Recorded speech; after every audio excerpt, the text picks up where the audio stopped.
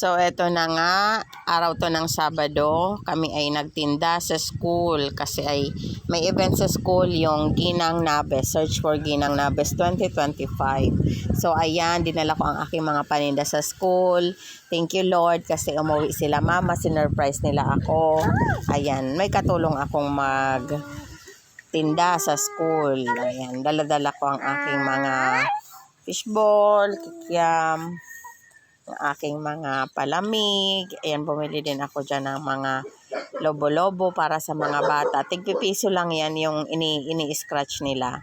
So, ayan, nagpiprito na si mama ng cheese stick. Nakakatuwa kasi ang daming nagtinda dyan sa school. Pero isa yung pwesto namin sa pinipilahan talaga. Sabi ni mama, gawa daw ng sa tindera. Maganda daw kasi siya. Which is true naman. So, hiningi ko din talaga kay Lord na marami kaming benta. So, sa grace naman ni Lord, nakarami din talaga kami. Thank you Lord sa maraming benta. Yung kapatid ko nga pala is kasali din siya sa Ginang Nabes. First time niya mag-join sa isang pageant. Todo kabado daw siya. So, tingnan nyo naman yung stage. Bongga-bongga din. May talaga yan sila. May mga choreographer. May hinire talaga silang magtuturo sa kanila on how to project on stage. So, nakakatuwa lang. Yung kapatid ko lang hindi masyadong naka-aura kasi pag labas daw, galing din sa backstage, nanginginig daw yung labi niya. Gusto niyang mag-smile pero hindi siya makapag-smile. Kaya, ang ginagawa niya, nakatikom na lang yung bibig niya. So, it's such a nice experience naman para sa kanya, sa buong pamilya namin. Siya lang sa aming magkakapatid ang nag-join sa isang pageant. So, okay naman. Ayan sila yung mga Ginang Nabes. From kindergarten yan to grade 6. Kailangan sa isang section ng mga room ng mga bata is may representative na nanay. So, siya yung isa sa mga representative dun sa classroom ng anak niya sa kindergarten. So, ayan, bentang-benta dyan ang aming mga lobo. Kasi piso-piso lang eh. Hindi talaga masisiro yung mga bata. Nagbabaris lang talaga sa sizes ng lobo. May maliit, may malaki, may mahaba, may maiksi. So, nakakatuwa. Tapos yung mga anak ko, si Niana, si Rain, si Elipot, naglalaro talaga sila habang wala pa yung event, hindi pa nag-uumpisa. Maaga kami dyan, 11 a.m. nandyan na kami. Ang start ng program talaga is 1 p.m. 11 pa lang nandyan na kami kasi nga, niready na namin yung mga paninda. Tapos, nag-aantay din talaga kami ng mga customers. So, ayan si Sia, nagsayaw siya. May intermission number silang mga magagaling sumayaw. Iba't ibang levels yan. Grade 3, may grade 2, may hanggang grade 4 yata yan. Yun, sayaw-sayaw siya. Ayan si Zia yung black na shorts, tapos nasa right side. Nagulat ako kasi ang galing-galing sumayaw ng anak ko. Buti na lang hindi nagmana sa akin, char. Nakakatawa lang kasi na may confidence na siya sa stage magsayaw. Tapos sumasali na din kasi siya sa mga pageant. Kaya nade-develop na yung yung self-confidence niya pagdating sa stage. So ayan, nakakatuwa. Unti-unti na siyang nare-recognize ng mga teachers niya, ng mga kaklase niya na may talent pala siya sa pagsasayaw, sa pagrampa. Kaya talagang I'm so proud sa anak ko kasi nagkakaroon na siya ng ng idea kung ano yung tatahakin niya in the future. Kung ano sinasabi ko naman sa kanila kung ano yung gusto nila or kung ano yung passion nila, kung saan sila masaya. Nakasupport lang ako basta alam ko na sa ikabubuti nila. Go talaga ako. Isusupport ko talaga sila. Kaya ayan, pag may mga practice, napayagan ko yan sila. Basta may supervision ng adult o kaya ng teacher, napayagan ko yan. Kasi nga, support tayo sa mga anak natin, sa mga talents nila, diba? So, thank you Lord kasi nagkaroon ako ng anak na super talented. Magaling sumayaw, tas kumakanta din siya, nagrarampa-rampa. Ganon din si Elipot. Kaya lang si Elipot, hindi pa siya nare-recognize kasi mahiyain siya. So, ayan, nag-umpisa na yung yung Ginang Naves. Yan, introduction of candidates. Nagsayaw-sayaw sila dyan. Ayan, lalagyan ko na lang ng sounds para ma-enjoy nyo din.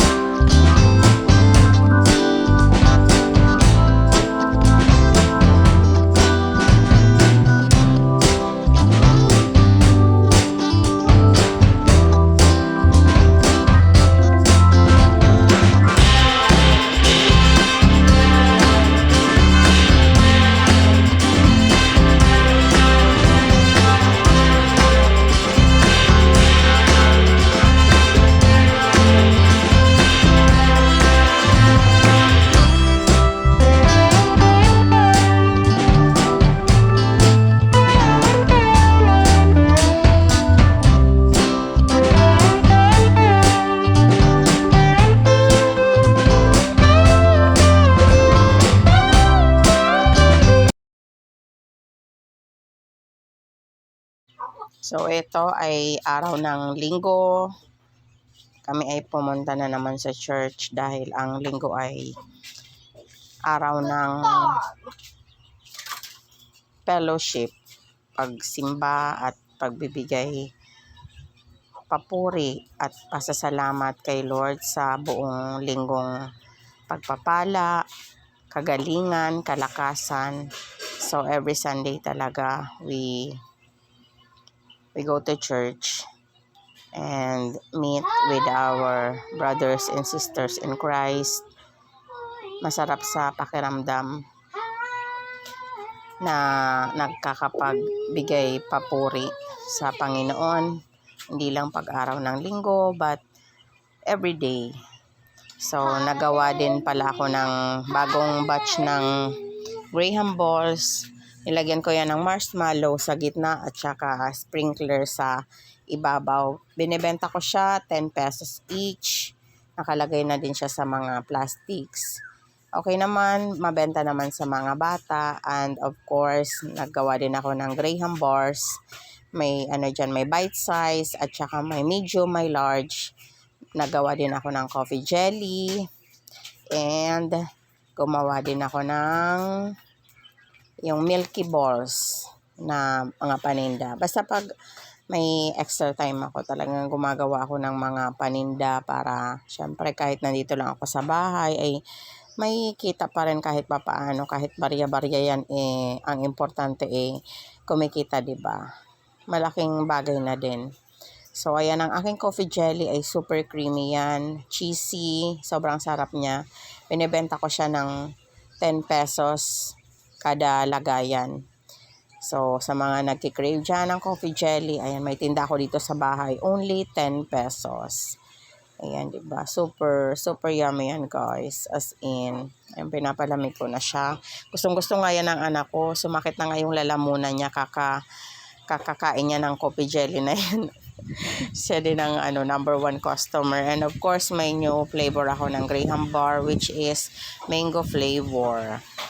Ayan, may nag-request sa akin ng gumawa daw ako ng Graham bar na mango flavor. Kaya ayan, gagawa ako. At dito ay may bagong palaruan ang mga bata na nakakatuwa naman. Nilinisan nila yung dating magubat. So ayan, may palaruan ang mga bata. Thank you so much guys for watching. Enjoy and hope you are all good, all is well. Tingnan nyo naman ang aking baby, oh. Talagang umagang-umaga pa lang ay naka-shades na. Tapos tingnan nyo yung shades niya, baliktad pa. Nakakatuwa yan si Niana, eh. Talagang siya ang aking source of happiness sa araw-araw. Kahit super busy talaga ako maghapon, nandyan siya para tanggalin ang aking mga pagod at talagang napapatawa niya talaga ako sa mga small ways niya, mga paganyan-ganyan. Tsaka si Sia, o diba, nag-aaral na din siya magtanim. O diba, Proverbs 22:6, train up a child the way he should go, so when he is old, he will not depart from it. Ayan.